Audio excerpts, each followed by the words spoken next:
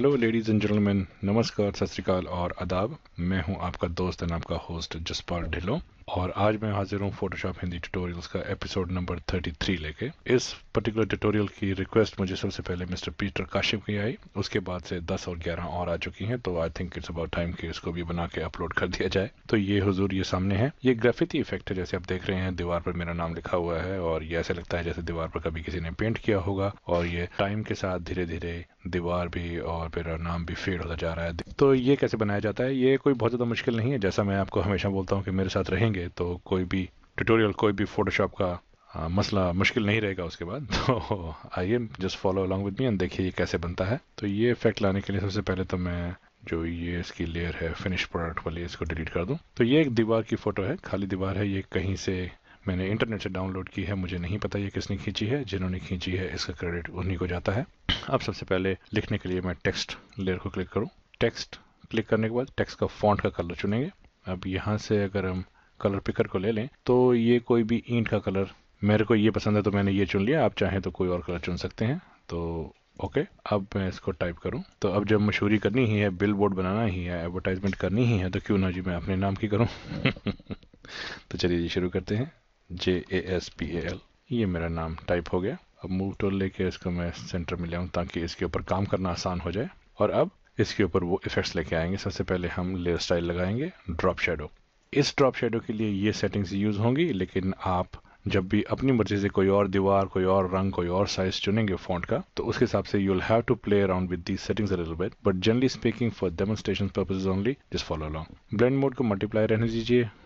Drop shadow का colour काला ही ठीक है। ओपेसिटी 75, एंगल इसको 74 कर देते हैं। और जैसे मैं यहाँ पे छिड़ाखानी करूंगा, आप just also keep an I on these things. Well, यहाँ पे देखिए क्या इफेक्ट आता है।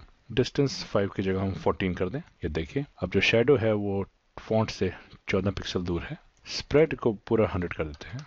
ये देखिए पूरी गाड़ी हो गई। और साइज ये दोनों तरफ से देखिए थोड़ा सा बढ़ा दें, इसको 8 कर दें। सो ये तो थे अब फॉन्ट के ऊपर ड्रॉप शेडो के इफेक्ट्स। अब जैसे कि दीवार पुरानी है और अगर जैसे पुरानी कोई ऐड बनी हो और धीरे धीरे जब उसका रंग फेड होता है, तो ये देखिए इनके पीछे से ईंटों को धीरे धीरे बाहर ईंटों की शेप नजर आ जानी चाहिए। उसके लिए हम लोग क्या करते हैं कि यहाँ पे ये जो कॉन्टूर्स हैं, सेकंड कॉलम, सेकंड रो में जो सेकंड लास्ट वाला है ये वाला, इसको क्लिक करें तो अब देखिए वो कलर थोड़ा फेड हो गया। अब देखिए दीवार की ईंटें बीच में से झलकना शुरू हो गई हैं। अब हम इसको ओके कर सकते हैं। अब हमको जैसे दीवार पास में दीवार बड़ी है, जैसे जैसे दूर होती जाती है तो वो छोटी होती जाती है। ये पर्सपेक्टिव इसमें भी लेके आना है। लेकिन अगर मैं इसको एज इट इज कंट्रोल-T या ट्रांसफॉर्मेशन बॉक्स लेके आता हूँ, अगर मैं इसको राइट क्लिक करूँ तो अब देखिए डिस्टॉर्ट और पर्सपेक्टिव दोनों अनअवेलेबल हैं, ग्रेड आउट हैं। ये इसलिए है साहब क्योंकि ये अभी तक ये एक टेक्स्ट लेयर है। तो वो डिस्टॉर्ट करने के लिए हमको यहाँ पे आइए आप और इसके ऊपर राइट क्लिक कीजिए और यहाँ देखिए ये एक ऑप्शन शायद दिखाई दे रहा होगा आपको रिकॉर्डिंग एरिया के अंदर, रेस्टराइज टाइप। आप इसको रास्टर कर दीजिए। अब देखिए ये टेक्स्ट लेयर नहीं बची, अब ये रेस्टराइज रेगुलर पिक्सल लेयर हो गई है। अब अगर आप कंट्रोल-T करके क्लिक करेंगे तो देखिए पर्सपेक्टिव अवेलेबल है। चाहें तो पर्सपेक्टिव को यहाँ से चुन सकते हैं या दूसरा तरीका जो शॉर्टकट्स मैं अपनाता हूँ, शिफ्ट कंट्रोल ऑल्ट दबा के रखिए, इस हैंडल को मूव कीजिए ऐसे और थोड़ा सा आगे। ये देखिए इसको एक्सेप्ट करने के लिए ये चेंज को आप चाहें तो यहाँ से टिक दबा सकते हैं, एरो को क्लिक कर दीजिए या एंटर दबा दीजिए। ये तो हमारा बन गया जी फॉन्ट और स्टाइल वगैरह।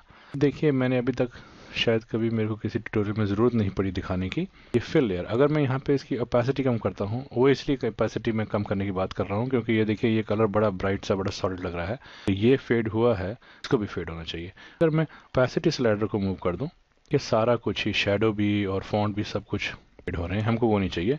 फिल को फेड कीजिए। ये देखिए फिल को अगर आप कम करते हैं तो ये देखिए ये कलर कम हो गया। तो पीटर जी और बाकी लोग जिनके मैं नाम नहीं ले सका, मुझे याद नहीं रहे क्योंकि वो बीच बीच में ईमेल्स आई हैं, इकट्ठी नहीं आई थी। जैसे उन लेडीज़ की इकट्ठी आई थी करीबन 2-4 दिनों में सारी ईमेल्स। हुजूर ये था आज का tutorial about how to make those graffiti और होर्डिंग्स और बोर्डिंग्स। और तो ये था ट्यूटोरियल। अगर आपको मेरे ट्यूटोरियल्स पसंद आते हैं तो आप प्लीज़ जरूर इनको सब्सक्राइब कीजिए। सब्सक्राइब करने का फ़ायदा ये है कि जब भी मैं कोई नया ट्यूटोरियल अपलोड करूँगा तो उसकी नोटिफिकेशन आपको आ जाएगी। और आपके जहन में फ़ोटोशॉप से संबंधित कनेक्टेड कुछ सवालात हैं तो आप मुझे ज़रूर ईमेल कीजिए। ईमेल एड्रेस ये आपके सामने है। तो जैसे ही मुझसे बन पड़ेगा हफ्ते 2 हफ्ते के अंदर, मैं उसके बारे में या आपको डायरेक्टली ईमेल में जवाब दे दूंगा या आपके उस विषय के बारे में एक ट्यूटोरियल भी लेके आने की कोशिश करूंगा। आप चाहें तो अपना फ़ोन नंबर छोड़ सकते हैं, मैं सहूलियत से आपको फ़ोन पे भी बात कर लूँगा। तो until we meet next in the next tutorial, God bless and have fun. नमस्कार जी, bye bye.